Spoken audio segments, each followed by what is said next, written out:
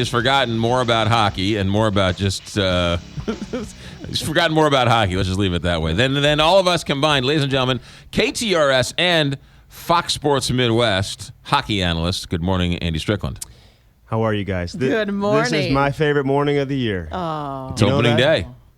Well, I should say favorite morning of the week. Let's back up here because I like coming in here and We seeing like Kelly. having you in here. Yeah, you just roll out of bed and come to the new studios. Just about. Yes. Okay, so take me through your job at Fox Sports Midwest. Now, Well- so you're on the boards, and while they're skating by, you get to ask them questions? Yeah, I mean, this year is going to be a little bit different because we're going to have a little bit of a different setup than probably what most people have been used to now the last several years. Different roles for different individuals. I'll still be doing a lot of the interviews and a lot of that type of stuff, but I'll also be doing a lot of feature stories that are going to air during the course of the game as well this year, which I'm looking forward to. Oh, nice. Doing features behind the scenes with Blues players, with Blues coaches, how they prepare for games, how they prepare for the penalty kill, how they prepare for the power play, how guys get ready for a specific game, how they prepare for specific opponents. How do they prepare? Prepare is the key word today. Preparation. Yeah, How- but, we're going to do a lot of that, more like feature type stuff this year that probably most fans have been used to in the past. How at the end of each period, do they come and find you? Do you find them? Do they say, beat it? We're in the middle of a game? How does that work? Well, usually you have your location where you're set up.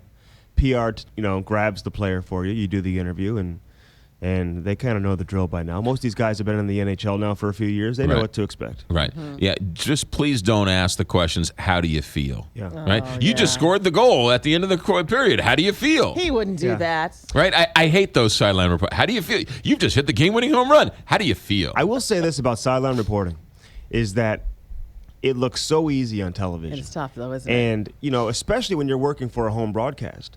And, a guy makes a mistake or something, you can't say, hey, what were you thinking on that specific play? Right. You got to really make it So how did you feel after sound. you got thrown into the boards? Yeah, exactly. Do you still have your teeth? How do you come back from But that I mean, one? I think the simpler questions, and you know this from working with Jack Buck and everything. Yeah. The simpler questions are the better ones. I agree. Coach, what'd you tell him? Exactly. Coach, what are you going to tell him? Coach, what'd you see? What'd you think of that first half? Right? I mean, I don't See, think you're Jack getting Buck. tips from well, I him. don't think Jack Buck ever had a question that was more than 6 words. that's exactly right.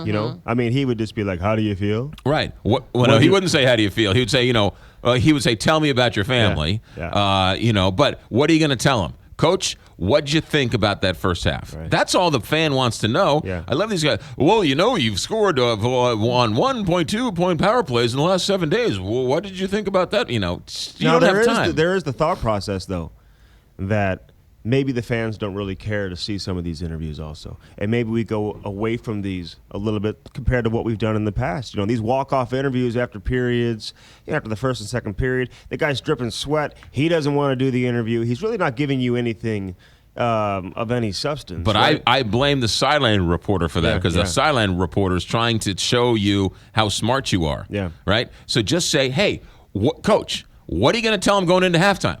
Or, maybe there was a specific play. Coach, why'd you call a timeout there with 4 seconds left? Yeah, well, you can always tell, and a lot of that stuff obviously is geared towards football.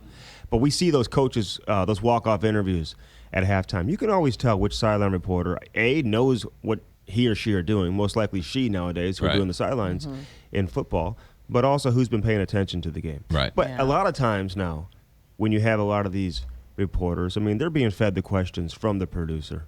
And the producer, it's really almost the producer's job a lot of times now to give these reporters the actual questions that they're asking. Now, But the the real pro- good ones don't need that, but a lot of these girls do. All right. So what are we thinking for Blues Rangers tonight? What are your thoughts as Well, we start this season? Ken Hitchcock said yesterday, this is a great opponent for the Blues. They went to the Stanley Cup final last year, as Kelly knows. And, yeah. I kind of thought of Yes. maybe remembered that. Oh, yeah. do So, know. and of course, they lost to the Los Angeles Kings. I can remember that. But they've got one of the best goaltenders in the world, and Henrik Lundqvist. They've got a lot of real... He's still around. He's got to Oh, be yeah. old, isn't Yeah, he? King Henrik. He owns New York City, this guy. How old is he? He's got to be 30-something years old. Yeah, if he's in his 30s, he's low 30s. Okay. All He right. still has, I think he's still in the prime of his career, still playing at a real high level. They've got some really, really good players. And the Blues, you talk about 3 new faces up front. This is going to be a great opportunity to kind of show where they're at, because the regular season is completely different than the preseason, just like it is in football, just in terms of the team you're playing against, the roster they've assembled, and just the overall intensity of the game. The Blues have been really good as of late, starting games at home, and this is Ken Hitchcock's 200th game as the head coach of the St. Louis Blues, so a nice little milestone for him, even though he doesn't care. So what?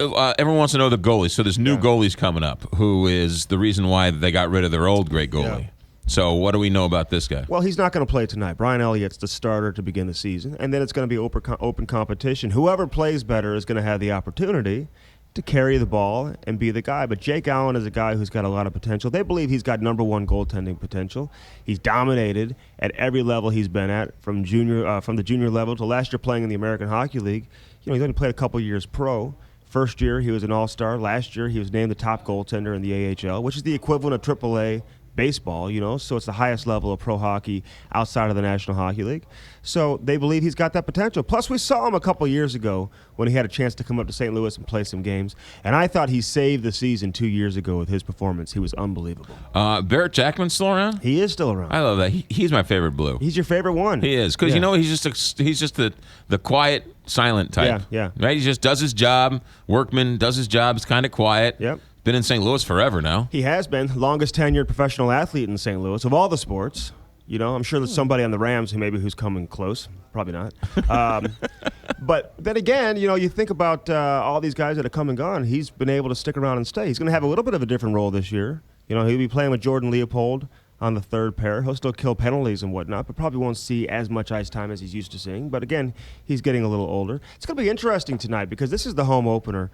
And, you know, you always want to make it festive. You want to make it an event for the fans. And you're going to see that tonight. A lot of the legends who have played here before are going to be on hand on the ice. Is Tony Twist considered a legend? I think he in his own mind. Is Tony listening? Yes, Tony is a legend. Okay.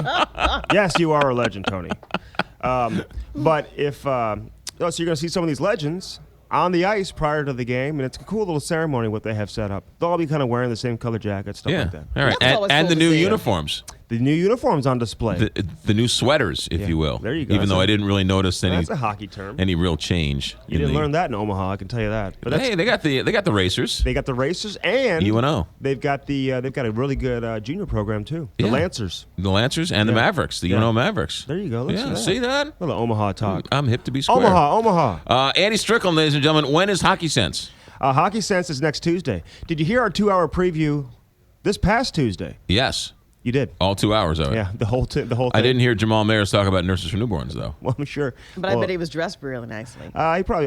Yeah, I don't know. Yeah, I'm really upset with Jamal Mayers. You got to start plugging nurses for newborns a little more Well, on that he nighttime gets show. into that. He gets into that.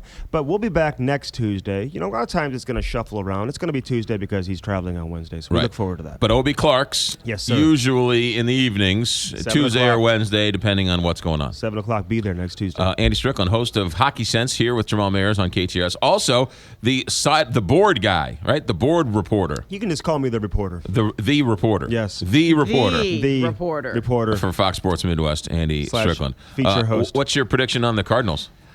Well, you know what? You never count out the Cardinals. There's something crazy about the Cardinals. They just exude Right. toughness. I don't know how they do it. Every year I say this is the most boring team they've had in years, and then all of a sudden here they are deep into the postseason. I think they'll beat the Giants. In what? How many games? Let's go 6. All right, good. 6. It helps having that game 6 and 7 at home. Big time. I agree, totally. I love games. Game 6 is where everything hinges. Game 6 is Game always 3 is always huge. Yeah. Game 3 is always real big. And then you're right. Game 6 often is a closeout game for somebody. 8:30 here. Big